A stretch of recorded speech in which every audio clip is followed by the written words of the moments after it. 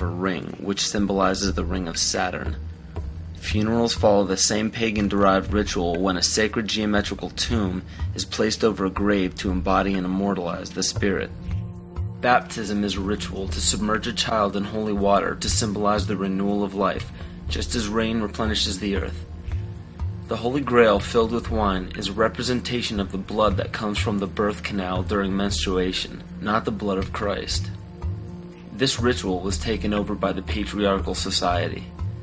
Males could not give life as women do, so to symbolize a male giving life was to draw blood, which could only be done by injury. In ancient Egypt, the goddess Isis was the personification of wisdom. Pharaoh Akhenaten changed the worship to himself as he proclaimed himself Amun-Re, the sun god. The word Amen at the end of a prayer spawned from the praise given to Amun-Re.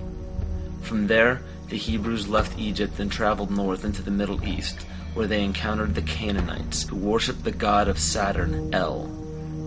The merging of these three gods became the name of the land today, which is known as Isis, Re, El, or Israel.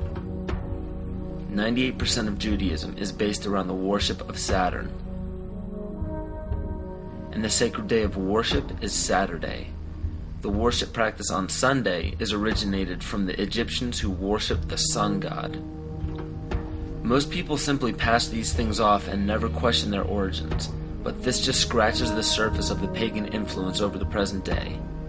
It is not just found in religions, it is found right here in our own backyard.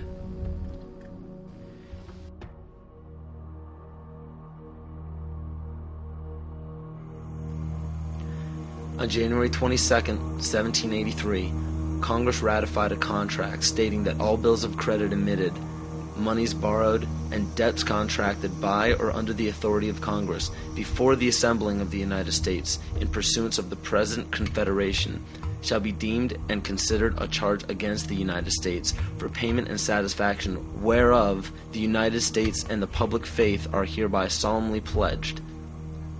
The party that the U.S. owed these loans to? King George. I hope this paints a picture for you of how Great Britain funded both sides of the Revolution. To this day, Great Britain collects taxes from the United States via the IRS. The IRS isn't even an agency of the United States government. If you don't believe me, look up IRS Publication 6209. The FCC, CIA, FBI, and NASA were never part of the United States government. The U.S. government only holds shares of the stock in various agencies. Social Security numbers are also issued by the UN through the IMF. The Civil War, which lasted from 1861 to 1865, was also instigated by Amschel Rothschild to divide the United States and force it into debt with a central bank. The goal was to put the country of the U.S. back into the hands of Britain through huge loans taken out for munitions. To do this, it was crucial to put a controversial issue in limbo such as slavery. Knowing full well that the Declaration of Independence would create an uproar among southern states that depended heavily upon slave labor, it was signed in Philadelphia, Pennsylvania by 35 people, 33 of whom were Freemasons. John Brown was a Mason and a Rosicrucian who was brought to power by William Lloyd Garrison and Senator Charles Sumner, both descendants of the Illuminati bloodline. With the help of the New York Times, John Brown was built up to be a hero in the anti-slavery movement. Ulysses S. Grant, former president, was born Hiram S. Grant. This name was given to him by his father, Master Mason Jesse Root Grant. Jesse Root Grant worked for John Brown's father and then went on to work for E.A. Collins, one of the 13 Illuminati bloodlines. Ulysses S. Grant was brought to power rapidly with help from Collins. From April 1861 to May 1864, Grant went from the rank of private to commander-in-chief of the entire Union Army. Once Grant was appointed president, his cabinet consisted of 8 Freemasons, including Alphonso Taft, which was William Taft's father, who was also an ancestor of Bill Clinton. Jonas Mills Bundy was one of the 13 Illuminati bloodlines, who was also the presidential advisor to Grant as well as the next 2 presidents. and cabinet member Columbus Delano was Franklin Delano Roosevelt's grandfather. In November 21, 1933, President Franklin Roosevelt wrote, "The real truth of the matter is, as you and I know, that a financial element in the large centers has owned the government ever since the days of Andrew Jackson." Abraham Lincoln's father was A.A. Springs, who was part of the Rothschild dynasty. Lincoln's half-brother worked for Louis Cass Pasteur in the Merovingian dynasty, which was the 13th Illuminati bloodline. Pasteur also owned Jekyll Island, which was where the Federal Reserve Bank was created. In the mid-1800s, Abraham Lincoln and the Whigs were trying desperately to keep Andrew Jackson from establishing a gold standard called the independent treasury system. Lincoln and his party fought to set up a central bank, making such public speeches as, "Under a gold and silver standard, all will suffer more or less, and very many will lose everything that renders life desirable." This statement resounds elements of scare tactics in this speech and other speeches on the matter given by Abraham Lincoln. They give no real evidence or explanation. In the early 1900s, after a failed attempt for Woodrow Wilson to set up what was called the League of Nations following World War I, Wilson and his advisor, Colonel House, set up the Institute of International Affairs.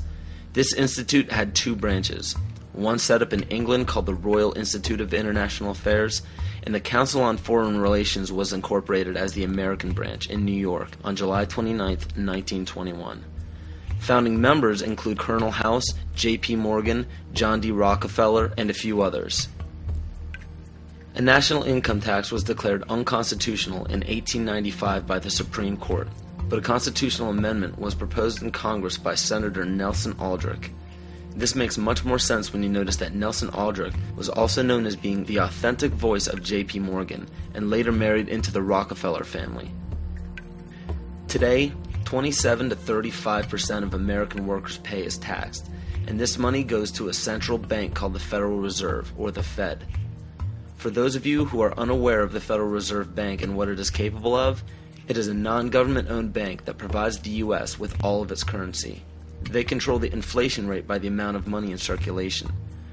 Yet the most amazing aspect of the central bank is the suspension of specie payments, in which the Fed can refuse to pay their obligations, yet taxpayers must pay their debts or go bankrupt. In other words, the suspension of specie payments is the central bank's right to breach a contract with no penalty whatsoever. In even simpler terms, it's called theft. How is it that the Fed is allowed to breach any contract they wish without penalty from the government? The answer is simple. The Federal Reserve Bank has power over the government instead of under it. Carroll Quigley, Bill Clinton's mentor while at Georgetown University, wrote of central banks, "They want nothing less than to create a world system of financial control in private hands, able to dominate the political system of each country and the economy of the world as a whole, controlled in a feudalist fashion by the central banks of the world acting in concert, by secret agreements arrived at in frequent private meetings and conferences." It is important to note that nearly all of the founders of the Federal Reserve Bank were involved in the conception of the Council on Foreign Relations. Since 1934, when the Fed was established, almost every United States Secretary of State, all Secretaries of War or Defense since Henry L. Stimson, almost every head of CIA since Allen Dulles, nearly all presidential candidates, Dwight D. Eisenhower, JFK, Richard Nixon, and Bill Clinton were members of the CFR. George Bush Sr. was actually the CFR director from 1977 to 1979. Understand that all of these high-ranking government positions were lobbied into place by the organization set up by the international banking cartel. There are secret meetings held everywhere by many of the same members in the Trilateral Commission, the Bilderberg Group, the Club of Rome, the United Nations, and the two branches of the Institute of International Affairs. These groups make up what is known as the Round Table, developed by Cecil Rhodes. Other offshoots or preliminary groups are the Bohemian Group and Yale University's Skull and Bones organization, which we all know George W. Bush, George Bush Sr., and John Kerry were all a part of. Most every meeting by these groups are attended by the most powerful government officials, corporate leaders, media moguls, and royal families in the world. These meetings are held in secret and not a word of them reaches the mainstream media. How is it that so many powerful people can attend meetings alongside the mainstream media and not a mention of it makes it to the public?